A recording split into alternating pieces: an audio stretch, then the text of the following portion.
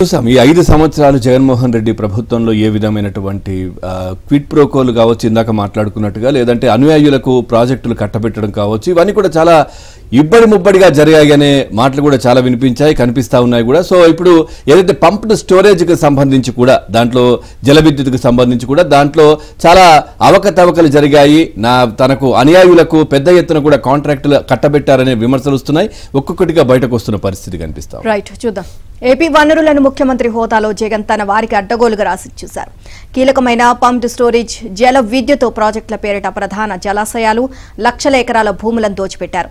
రిజర్వాయర్లు, వాటికి ఆనుకొని ఉన్న విలువైన భూములను కూడా తన అస్మదీయులకు అప్పగించేశారు.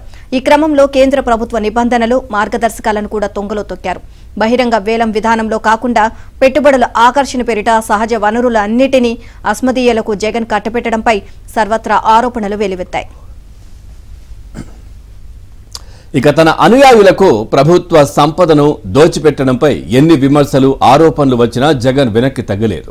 మీడియాకు సైతం ఏనాడు వివరణ ఇవ్వలేదు. 2019 ఎన్నికల్లో 151 మంది ఎమ్మెల్యేలు, 22 మంది లోక్సభ సభ్యులను గెలుచుకున్న తనను ప్రశ్నించేదెవరు అన్నట్లుగా జగన్ వ్యవహరించారు. ఇక పంప్డ్ స్టోరేజీ, జల విద్యుత్ ప్లాంట్లను ఏర్పాటు చేసేందుకు ప్రజాధనంతో నిర్మించిన రిజర్వాయర్లు, విలువైన ప్రభుత్వ, ప్రైవేటు భూములను తన వారికి కట్టబెడుతూ నిర్ణయాలు తీసుకున్నారు. ఇక తమ భూములు ఇచ్చేందుకు రైతులు అంగీకరించకపోయినా బుల్డోజ్ చేసుకుంటూ జగన్ ముందుకే వెళ్లారు.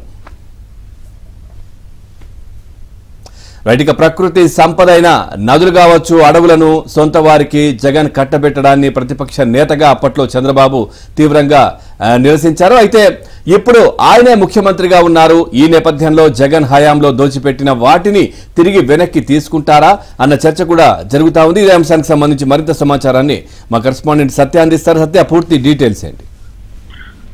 ముఖ్యమంత్రిగా గత 5 ఏళ్లుగా జగన్మోహన్ రెడ్డి అధికారంలో ఉన్నప్పుడు తన అస్మదీయులకు ఎక్కడ పడితే అక్కడ భూములు రాసిచ్చిన పరిస్థితి అయితే ఉంది. రాష్ట్ర వనరులను ముఖ్యమంత్రి హోదాలో అడ్డగోలుగా రాసిచ్చిన పరిస్థితి అయితే ఉంది. పంపుడు స్టోరేజ్, జల విద్యుత్ ప్రాజెక్టుల పేరిట జలాశయాలను ఆనుకున్నటువంటి భూములన్నింటినీ కూడా కట్టబెట్టినట్టుగా కూడా ఇప్పుడిప్పుడే బయటకు వస్తున్నాయి. అస్మదీయులకు హైడల్ ప్రాజెక్టులు సహా 1000 ఎకరాలు కేటాయించినట్టు కేంద్ర సర్కారు నిబంధనలు కూడా వీటిలో ఏమాత్రం పట్టించుకోకుండా ఇచ్చేయడం, రైతులను వేధించి మరీ భూములను స్వాధీనం చేసుకోవడం, అప్పట్లోనే ప్రతిపక్ష నేతగా చంద్రబాబు వీటిపై తీవ్రంగా నిరసించారు. రాయలసీమ ప్రాంతంలో ఎటువంటి పంటలు పండని భూమికి లీజ్ ఇస్తున్నామంటూ కూడా అప్పటి ముఖ్యమంత్రి చెప్పుకొచ్చిన పరిస్థితి. ఇప్పుడు వీటిని పునఃసమీక్షిస్తారా చంద్రబాబు అనేది ప్రధాన ప్రశ్నగా ఉంది.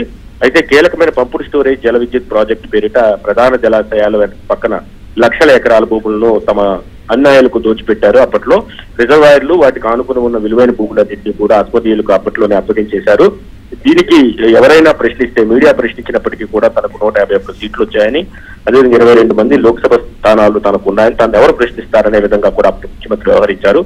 ఆరోపణలు వచ్చినా కానీ మీడియాలో పదే వార్తలు వచ్చినప్పటికీ కూడా ఏమాత్రం వెనక్కి ఆయన తగ్గిన పరిస్థితి లేదు. అప్పట్లో ప్రతిపక్షంలో ఉన్నటువంటి టీడీపీ దీన్ని తీవ్రంగా విమర్శించింది. అయినప్పటికీ కూడా దాన్ని బుల్డోజ్ చేసుకుంటూ జగన్ ముందుకు వెళ్లిపోయారు.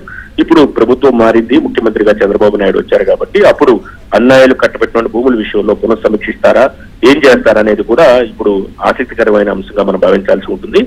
ఈ అడ్డగోలు కేటాయింపులపై ఆయన ఏ నిర్ణయం తీసుకుంటారో కూడా చూడాల్సి ఉంది.